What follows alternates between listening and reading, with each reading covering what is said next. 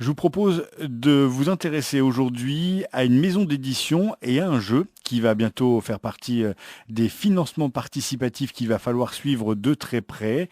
La date à retenir, c'est le 17 mai. Le jeu s'appelle Clash of Rage et on va en parler avec Benoît Bagnier. Bonjour Benoît. Bonjour. Tu es le fondateur et le gérant de La Boîte de Jeux. La Boîte de Jeux, c'est une maison d'édition qui est très jeune, qui est arrivée sur le marché en 2013. Est-ce que tu peux nous raconter un peu l'histoire de cette maison d'édition? Oui, oui, bien sûr. Donc, on a démarré en 2013, une idée, enfin, un peu un projet entre copains, quelque part un peu naïf, sans vraiment connaître le milieu de l'édition. On a fait un premier jeu en 2014, Invasion, qui a fonctionné correctement. Et puis derrière, on a fait un jeu en 2015 qui s'appelait 10 Minutes to Kill, qu'on a placé en financement participatif juste au moment où Kickstarter arrivait en France, et qui en fait a très bien marché sur Kickstarter. Ce qui nous a permis d'en faire un premier tirage à 5 000 et depuis on en a fait 25 000 là sur l'année. Et puis derrière on a fait un plus gros jeu à Outlive en 2016, donc qui va être livré là très prochainement, donc toujours en financement participatif sur Kickstarter. Et ça a vraiment été un palier puisqu'on avait des figurines, enfin c'est un jeu de gestion, un jeu un peu costaud et avec beaucoup de matos et qui a eu de très bons retours sur les salons, etc. Et donc voilà, et ça nous a permis de franchir un palier. Et là, on revient en mai avec Clash of Rage. Pour créer une maison d'édition autour du jeu, il faut être un vrai passionné du jeu. Est-ce que c'est le cas pour toi et tes associés? Alors oui, oui, on était tous assez passionnés par le jeu. Particulièrement moi, c'est vrai que c'était un projet que je leur ai amené. Moi, j'étais un gros joueur de Magic en fait à l'origine. Et après, pour créer la maison d'édition, certes, il faut être passionné parce que voilà, il faut connaître le jeu de société, mais en fait, il faut aussi savoir gérer une entreprise, etc. Et être passionné, ça ne suffit pas. Et ça, on l'a appris depuis 4 ans maintenant. Ça a été un travail d'apprendre les techniques de fabrication, les techniques d'impression, tout ce qui fait, tout ce qu'on a à faire dans une maison d'édition. Et on est loin de passer son temps à jouer en fait, hein. Je crois que j'ai jamais aussi peu joué que depuis que je fais ça en fait. Et donc on passe différents caps. Tu l'as dit tout à l'heure, le cap a été passé avec Outlive qui va bientôt arriver sur le marché. Oui. Le prochain jeu, c'est Clash of Rage. On a quelques petites informations comme ça distillées au compte-gouttes, notamment sur la page Facebook de la boîte de jeu. On a pu voir de très très belles figurines, un nom d'illustrateur qui tourne autour de ce projet qui est Jib. Est-ce que tu peux nous parler de ce jeu Clash of Rage? Donc Clash of Rage, c'est un jeu qu'on fait en coédition avec Ori Games, qui est un autre éditeur français.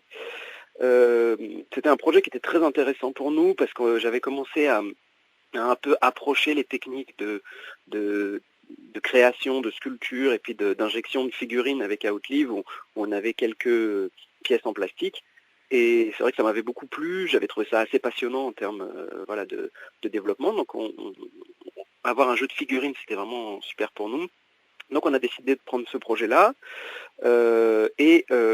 du coup on a fait un gros travail sur les figurines à partir des chara design de Jib. Donc il avait fait des illustrations et son style d'illustration il est très intéressant pour la figurine parce qu'il y a beaucoup de détails, beaucoup de mouvements, d'énergie, etc. Et donc on a choisi des sculpteurs de bon niveau aussi parce que c'est très important d'avoir des modeleurs 3D qui sont vraiment expérimentés dans la figurine, surtout quand on parle de figurines qui peuvent faire entre 28 mm et 60 mm. Rendre le détail sur du 28 mm, il faut vraiment une bonne compétence de sculpteur. Voilà, donc on a travaillé avec vraiment des gens très très calés dans ce domaine-là. Ensuite, voilà, suivre tout le process de fabrication des moules, etc. Et donc Clash of Rage, effectivement, c'est un jeu pour l'instant, on fait ce on tease autour du jeu en fait, puisque voilà, on va lancer le gros de la com ce mois-ci et le mois prochain, mais pour l'instant, effectivement, on a montré quelques figurines, on a montré quelques illustrations, on a parlé un petit peu du jeu, mais on n'a pas encore dévoilé tous les secrets du jeu. Il y a des belles figurines, mais ce n'est pas un jeu de figurines, hein, c'est bien un jeu de société, un jeu de plateau. Tout à fait, c'est un jeu de plateau. On est sur des parties qui durent entre 1 heure et 1 heure et demie, suivant le nombre de joueurs.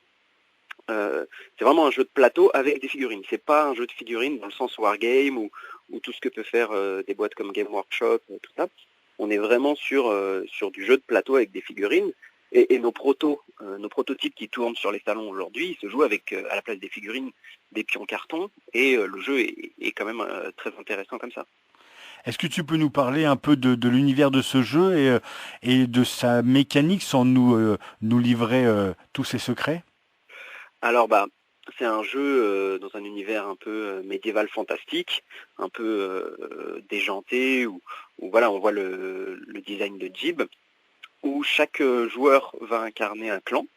Donc il y a dans la boîte de base qui sera proposée sur Kickstarter, il y a 4 clans différents. Et en fait, on est à une période du monde où les elfes qui ont toujours dominé le monde sont sur le déclin. Et chaque clan se dit que c'est l'occasion de devenir le nouveau clan dominant. Donc en fait, une partie c'est assez simple. On a un clan qui dispose chacun de 3 unités différentes. Les unités sont très spécialisées. On va avoir des unités qui sont plutôt défensives, des petites unités rapides, des unités qui vont être plutôt létales mais fragiles, enfin ce genre de choses. Et à chaque tour, on va jouer une carte d'initiative qui va nous donner nos renforts, combien on obtient de chaque unité, combien on obtient d'or, et il y a un chiffre dessus qui va permettre de déterminer l'ordre du tour. Le tour, il va se passer assez simplement. On a 2 actions, on va faire chacun une action, puis après tout le monde dans l'ordre du tour va faire sa deuxième action. Et les actions, c'est soit s'équiper, donc c'est là où on peut vraiment personnaliser son armée, puisqu'on va récupérer des équipements au marché qui vont ajouter un nombre de dés à l'unité ou la rendre plus défensive, enfin voilà, tout ce qu'on peut imaginer. Et en fait, en personnalisant son armée, on va créer, on va essayer de donner un peu une couleur à son armée qui va lui permettre d'être joué différemment en fonction des choix d'équipement qu'on a fait. Donc déjà, chaque partie est différente, parce que en changeant de clan, on change vraiment de philosophie d'armée, et en plus, en l'équipant, on peut encore renouveler la philosophie. Et après, on va se déplacer sur le monde, combattre les elfes, donc qui sont en fait des personnages neutres, qui sont là au départ, et ensuite combattre les autres joueurs pour occuper des territoires, récupérer des cristaux. On va pouvoir se forger des nouveaux équipements encore plus puissants. Voilà, donc ça c'est vraiment le cœur du jeu. Et ce jeu-là, en fait, il est découpé en une campagne. Donc on peut jouer juste une partie, comme ça, un peu en mode, je dirais, escarmouche. Et puis sinon, on peut jouer tout en mode campagne, avec des scénarios qui s'enchaînent, avec des choses qu'on va garder d'un scénario sur l'autre en fonction de qui a gagné, comment ça s'est passé, des objectifs différents, etc. Donc il y a vraiment une histoire qui se raconte tout au long d'une petite campagne qui dure 6 à 7 scénarios, et qu'on peut évidemment rejouer parce que les choix qu'on fait à différents moments changent ce qui se passe dans la campagne. On est à quelques semaines du début de cette campagne Kickstarter. Ceux qui sont habitués à ces campagnes Kickstarter savent que en aidant à financer ce jeu, il n'y aura pas que le jeu de base, il y aura sûrement plein de stretch goals, de bonus qui seront débloqués. Vous nous réservez sûrement de belles surprises. Oui, oui, tout à fait. Donc effectivement, durant la campagne, puisqu'on demande aux gens aidez-nous à financer ce jeu, évidemment, les gens qui participent au Kickstarter, ils obtiennent ils obtiennent le jeu un peu moins cher qu'en boutique au départ, et en plus ils obtiennent des bonus exclusifs qu'on ne pourra jamais retrouver en boutique. Ça va de certaines figurines exclusives, des héros par exemple, ce genre de choses, à des équipements, enfin voilà, tout un tas de choses qui seront exclusifs à la campagne Kickstarter. Et donc le mécanisme de Kickstarter, c'est évidemment que plus il y a de gens qui financent le jeu, plus tout le monde obtient des choses, avec des paliers qui se débloquent et qui permettent de libérer des bonus pour tous les backers. C'est pas la première campagne Kickstarter que vous menez, vous nous l'avez déjà dit tout à l'heure, entre 10 Minutes to Kill et Outlive, ça va être la troisième. Il y a quand même des choses que vous apprenez encore au fil de création des jeux? Alors on apprend toujours. Déjà l'édition de jeu évolue, donc voilà, ça évolue vite, c'est un secteur qui est mouvant. Après, comme je disais, là, j'ai beaucoup plus travaillé sur les figurines pour avoir vraiment des choses vraiment top. Donc c'est vrai que c'est un apprentissage. Et puis après, en ce qui concerne vraiment Kickstarter, on essaie de s'améliorer à chaque fois. C'est-à-dire que 10 Minutes to Kill, c'était quand même, sans que ce soit péjoratif, mais c'était un petit jeu en termes de matériel. Donc on l'a livré à peu près dans les temps. Mais voilà, on a appris des choses sur la logistique autour de Kickstarter. Outlive, c'était un plus gros jeu. Là, il va être livré avec 2 mois et demi de retard, mais ça peut paraître beaucoup, mais en fait, bon, je ne vais pas me dédouaner de ça, mais en tout cas, c'est pas si énorme dans le milieu Kickstarter. C'est toujours compliqué d'anticiper des délais 1 an à l'avance.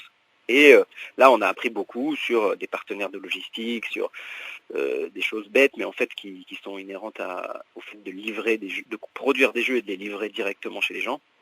Il y a tout un travail de logistique et de trouver les bons partenaires. Donc c'est vrai que maintenant on a fiabilisé des relations qui permettent d'accélérer tout ce process-là.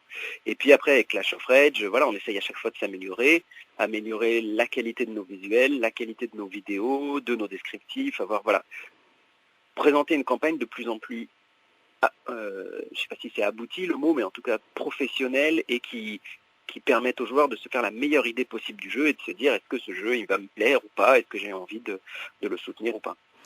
La campagne démarre le 17 mai, c'est une campagne d'un mois à peu près? Oui, on fait des campagnes entre 21 et 23 jours.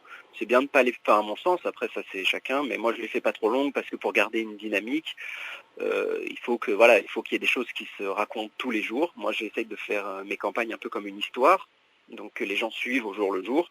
Et si elles sont trop longues, c'est un peu compliqué de garder cette dynamique. Donc 21 à 23 jours. Est-ce qu'on peut essayer le jeu dans différents endroits? Tu nous disais au début d'interview que vous faisiez tourner des prototypes et on peut encore l'essayer? Oui, alors on a eu le festival des Jeux de Cannes en février où on avait le jeu en démo, même s'il a un peu évolué au niveau des règles depuis ce festival. On a quelques soirées de prévues sur Paris dans des cafés qu'on annonce sur notre page Facebook quand elle se prépare. Et je connais une date, donc là je vais la donner. Je sais qu'on a une soirée le 16 mai, donc la veille du lancement de la campagne au Messia.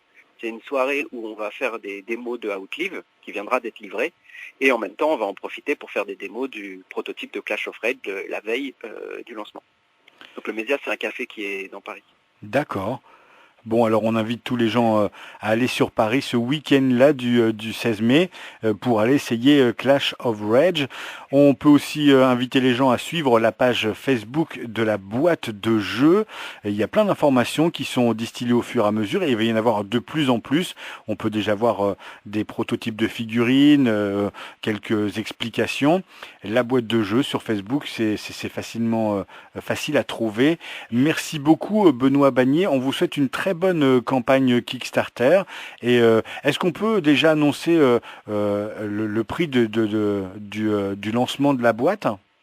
Alors, j'ai pas le prix exact, mais la boîte prix public boutique, c'est à peu près 90 euros.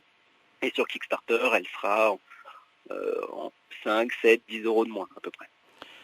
Donc on donne... Voilà. Ok, merci. En tout cas, on donne rendez-vous aux gens le 17 mai pour le lancement de cette campagne Kickstarter. Et puis, on peut en profiter. Ceux qui ne savent pas encore ce qu'est Kickstarter, il y aura sûrement ce qu'on appelle des early birds, c'est-à-dire les premiers à commander le jeu l'auront sûrement à moins cher. Oui, voilà, on fait quelques early birds en général, sans que ce soit c'est une petite économie pour encourager les gens à se lancer dès le départ. Merci beaucoup Benoît Bagné et puis longue vie à la boîte de jeux. Merci beaucoup.